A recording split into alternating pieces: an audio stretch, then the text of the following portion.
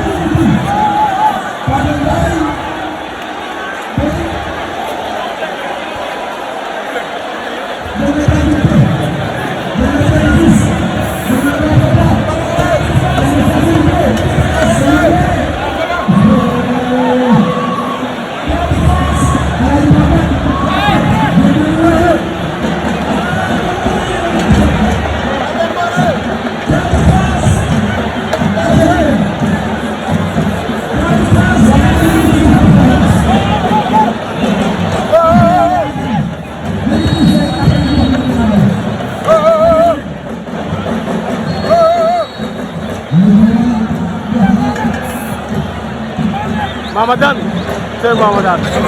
Ah wow.